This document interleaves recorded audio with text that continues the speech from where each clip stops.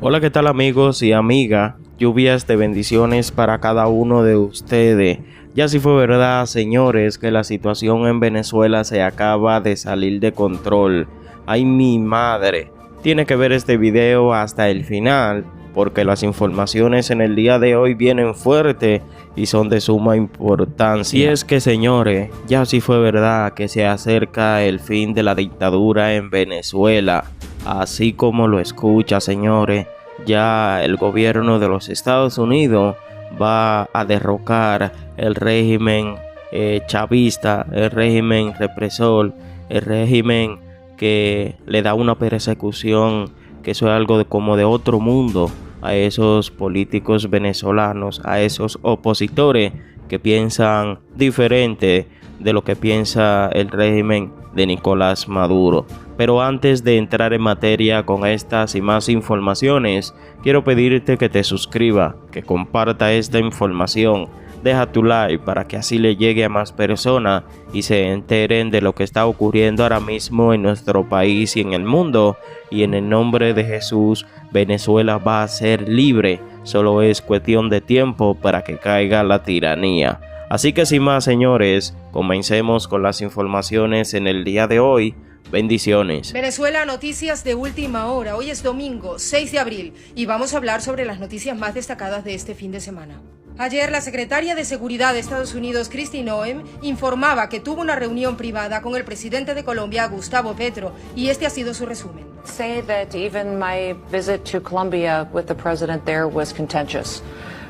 It was a contentious discussion, but these meetings were set to be about a half hour long. The one in Colombia was probably an hour and a half.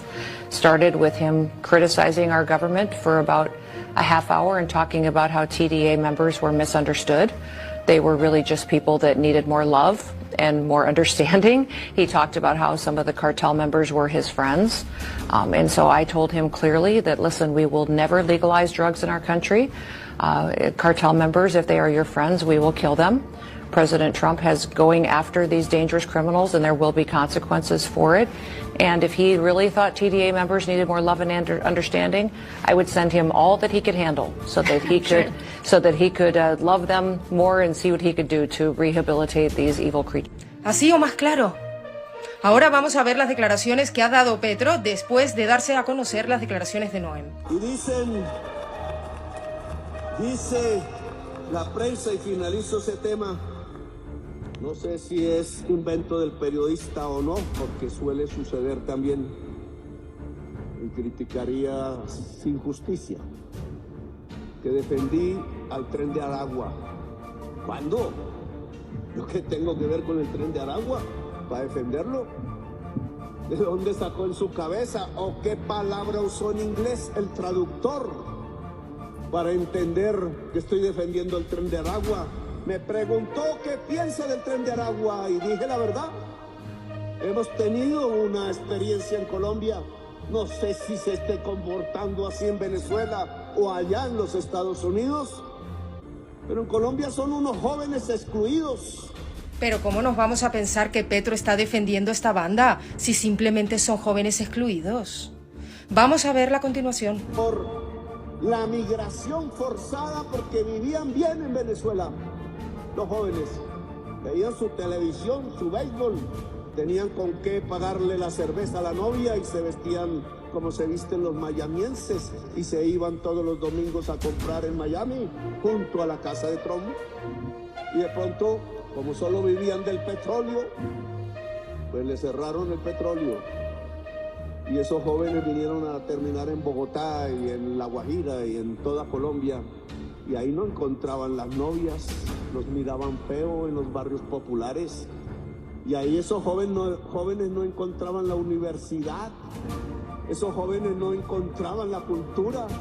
Esos jóvenes eran los jóvenes más excluidos en los barrios de los excluidos jóvenes de Colombia. Y respondieron con violencia. Pero esa violencia no la puedo llamar terrorismo porque no es cierto. Esa es una violencia de la juventud excluida y se puede solucionar fácil. Y le dije a Noem eso, quite la exclusión, Eso fue lo que le dije al tratarlos con amor. Y entre copa y copa hablo porque me toca. Petro sigue hablando ahora de los bloqueos y las sanciones. Y le dije a la señora Noem, si hubiese desbloqueo en Venezuela no habría la migración del Darién. ¿Por qué quieren volverlo a hacer? Es un error. Le dije a la señora Noem, cuando abrí las relaciones diplomáticas con Venezuela, cesó la entrada de venezolanos a Colombia. Solo había que hacer eso, portarnos como hermanos. Portarnos como hermanos. Eso exactamente es lo que estamos haciendo, intentando evitar que seas un Maduro 2 en Colombia. Y a medida que seguramente avanzaban las copas, también seguían avanzando las palabras de Petro, que ahora dice que no ha reconocido a Maduro. Yo no reconocí el gobierno de Maduro y no lo reconozco. Pero creo que la solución no es bloquear más a Cuba y a Venezuela. Están mandando al hambre a los pueblos y los pueblos no se dejan morir de hambre. Entonces, no esperen que cese la migración, si lo que hacen es el bloqueo. Quiten el bloqueo y no habrá migración por ahora. Por ahora, dice. Pero ¿qué se puede esperar de ti, Gustavo Petro? Que eres un presidente tirano, socio de Nicolás Maduro, que además es un borracho y le encantan los polvos blancos. Y una cosita más en relación a esa banda que tanto defiendes. El que perdona al lobo, sacrifica las ovejas. Y continuamos porque Venezuela sigue hablando. Seguimos sacando las declaraciones de los venezolanos que se siguen quejando del régimen de Nicolás Maduro. Y ahora le ha tocado al compañero Jonathan Palacios, que ha destapado el caso de un venezolano al que le llamaban Alfredito, que ha fallecido en un hospital. Ya saben, yo no estoy tocando, yo estoy grabando. Ya saben. Ya saben que lo... Ya saben. Ya saben. Ya saben. Esto se va a hacer por lo legal. Por lo legal porque llego vivo. Por lo legal. Por lo legal. Por lo legal. Yo no estoy echándole golpe a nadie. Yo no estoy echándole golpe a nadie. Yo no estoy echando... Los familiares de este venezolano aseguran que Alfredito fue víctima de una operación de falso positivo, donde le dispararon, pero no falleció. Entonces tuvieron que llevarlo al hospital para básicamente rematarle. Así que lo que mejor que podemos hacer es ir a la cuenta de nuestro compañero Jonathan Palacios y seguir difundiendo este mensaje para que se sepa qué ha pasado con Alfredito. Este viernes se hacían virales las declaraciones de este hermano venezolano y yo me pregunto, ¿será el único que va a reaccionar ante todo esto? ¿Será que únicamente este es un caso aislado? Porque yo creo que no. Este es el pensamiento de todos los venezolanos. No hagamos lo de Óscar Pérez. Tenemos que seguir luchando. ¡Levantémonos! Las madres coraje, las madres de todos, las madres de Venezuela, las madres de los presos políticos, las madres de la verdad, realizarán una caminata este próximo martes 8 de abril. Estarán caminando hacia Miraflores en defensa de todos sus hijos. Vamos a acompañarles. Venezuela, tus hijos te van a liberar. Give now the floor to Bolivian Republic of Venezuela on behalf of the group of friends in defense of the UN Charter. You have the floor.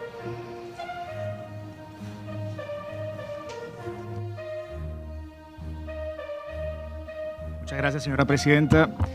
La República Bolivariana de Venezuela tiene el honor de hacer uso de la palabra en nombre del Grupo de Amigos en Defensa de la Carta de las Naciones Unidas, cuyos Estados miembros valoran el papel de este mecanismo de expertos y reconocen su firme compromiso con el avance de la investigación, el desarrollo de estudios temáticos y la promoción del conocimiento sobre el derecho al desarrollo. En ese sentido, aprovechamos esta oportunidad para transmitir nuestros mejores deseos de éxitos a este 11º periodo de sesiones del mecanismo de expertos e instamos respetuosamente a todos los participantes a avanzar más allá de las palabras con propuestas concretas dirigidas a involucrar a los países del mundo desarrollado hacia la operacionalización del derecho al desarrollo a través de la tan esperada adopción de un instrumento jurídicamente vinculante sobre este tema. Teniendo presente lo anterior, antes de continuar con nuestra intervención, quisiéramos reafirmar nuestra inquebrantable solidaridad con el hermano pueblo palestino, así como nuestra firme e inequívoca condena contra la matanza que se sigue produciendo en la Franja de Gaza, que se ha redoblado en las últimas semanas tras la reanudación de las hostilidades por parte de la potencia ocupante, en violación del alto al fuego que habían acordado previamente las partes y en grave violación del derecho internacional.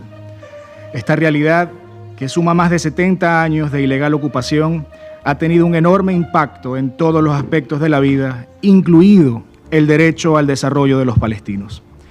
En este contexto, insistimos en nuestro compromiso de seguir redoblando nuestros esfuerzos en apoyo a la justa causa palestina, con miras a poner fin a la ocupación ilegal israelí y a lograr la independencia del Estado de Palestina con Jerusalén Oriental como su capital en las fronteras previas a 1967, a partir de una solución justa, integral y duradera a toda la cuestión de Palestina en todos sus aspectos, incluida la difícil situación de los refugiados palestinos y la realización de su derecho al retorno, de conformidad con el derecho internacional, las resoluciones pertinentes de la ONU y la Carta de las Naciones Unidas, y sobre la base de la solución de dos estados. Se trata, pues, de un requisito previo para garantizar que el derecho humano al desarrollo de millones de palestinos, incluidas mujeres y niños, pueda y sea debidamente garantizado. Señora Presidenta, nuestro grupo de amigos otorga gran importancia a la promoción y protección de todos los derechos humanos, tanto individuales como colectivos, sin distinción de niveles o categorías. Todos los derechos humanos son universales, indivisibles e interdependientes y están relacionados entre sí. La comunidad internacional debe tratar los derechos humanos globalmente de manera justa y equitativa, en condiciones de igualdad y con el mismo énfasis. Deben evitarse los dobles raseros y la politización en la consideración de los derechos humanos.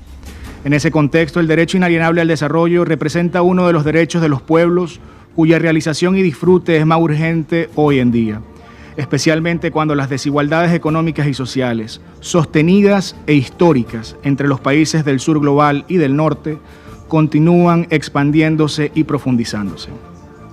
Tales desigualdades exigen, entre otras cosas, reafirmar más que nunca la trascendencia del derecho al desarrollo, consagrado en el espíritu mismo de la Carta de la ONU, como un derecho humano inalienable que debe ser tanto garantizado por todos los estados como reconocido como tal por el Sistema Internacional de Derechos Humanos. Por ello saludamos todos los esfuerzos globales dirigidos a concienciar en torno al derecho al desarrollo, al tiempo que destacamos en este contexto el papel de los mecanismos emanados del Consejo de Derechos Humanos que deben sumarse a la campaña global para avanzar esta justa causa común. Esta constituye una tarea prioritaria que debe enmarcarse en la consecución de los ODS. La celebración en los próximos meses de la Cuarta Conferencia Internacional sobre la Financiación para el Desarrollo y de la Segunda Cumbre Mundial sobre Desarrollo Social brinda una oportunidad privilegiada para avanzar de manera efectiva y asegurar que los medios de implementación para hacer efectivo este derecho humano estén al alcance de todos, incluso en materia de financiación, sin exclusión de ningún tipo.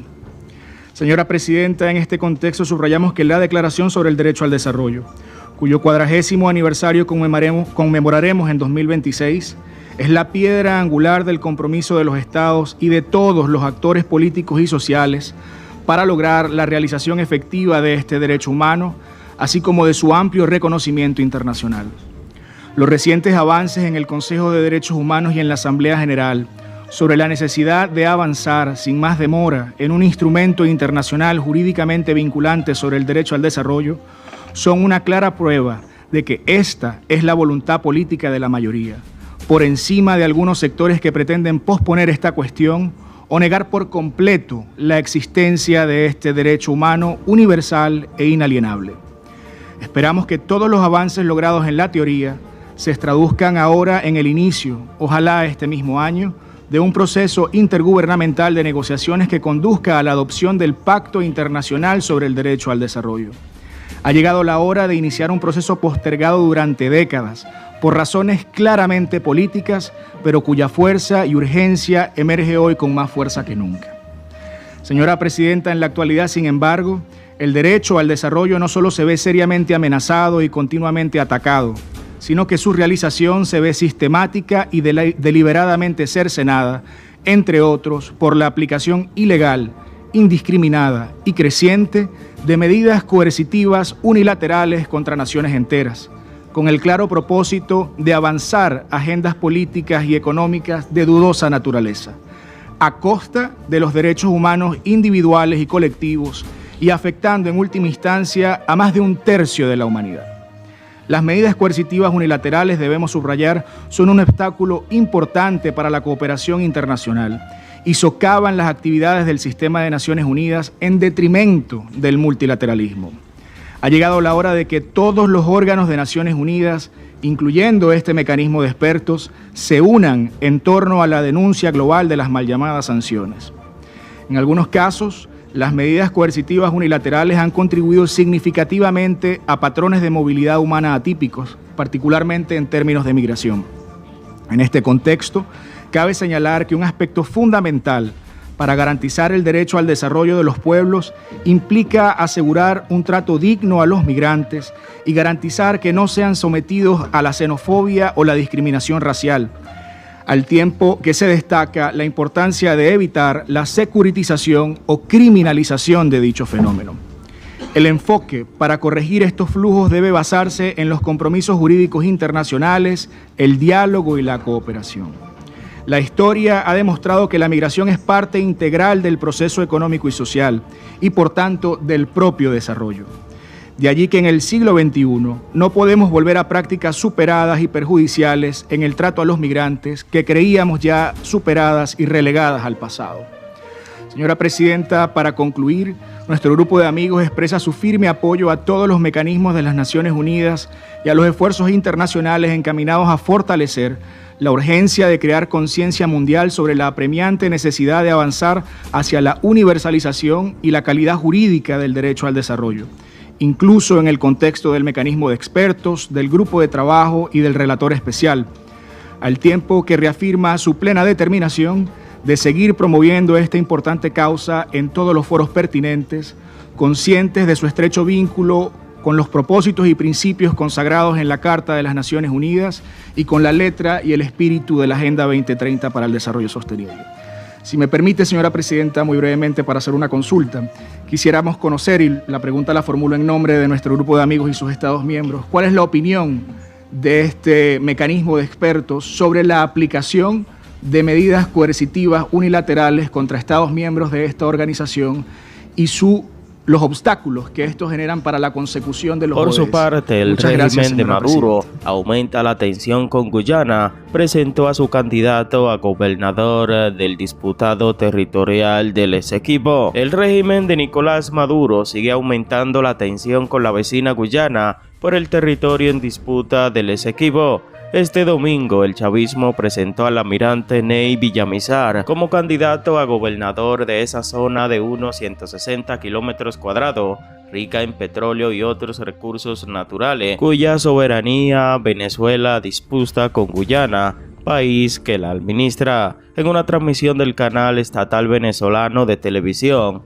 desde el estado Bolívar, sur fronterizo con Brasil, Villamizar afirmó que el régimen de Venezuela ha avanzado en lo que llamó el gran objetivo nacional de recuperar la soberanía en el Esequibo. Me honra, me siento sumamente feliz, entusiasmado, efervescente, está muy espíritu patriótico por hacer esta campaña y lograr el 100% de los votos para que este estado lleve la elección plena de todo nuestro pueblo, manifestó el militar venezolano en referencia a las elecciones regionales previstas para el 25 de mayo. Asimismo indicó que la lucha es por recuperar el Esequibo y aseguró que la dictadura chavista lo logrará más temprano que tarde. Villamizar agradeció por el cargo que ha venido desempeñando desde hace más de 3 meses en la jefatura del gobierno del Esequibo y celebró que hace un año se haya creado el estado Guyana Esequiba.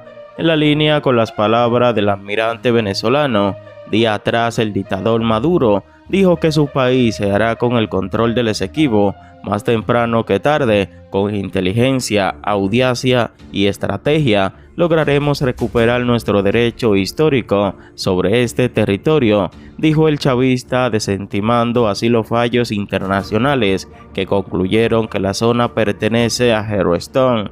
Las palabras de Maduro se dieron a un año de la aprobación de la Ley para la Defensa del Esequibo, una herramienta con la que el chavismo buscó dar un marco legal a sus planes para hacerse con la zona. En plena escalada de tensiones en esa región, el secretario de Estado estadounidense Marco Rubio transmitió su pleno apoyo a Yellowstone durante su reciente visita al país y advirtió a Caracas son graves consecuencias en caso de que efectivamente avance sobre el territorio bajo disputa o las petroleras estadounidenses allí, si atacaran a Guyana o a ExxonMobil, sería un día muy malo, una semana muy mala para ellos, sería un gran error, no terminaría bien, dijo durante una rueda de prensa antes de advertir que tenemos una gran marina que puede llegar a cualquier parte del mundo.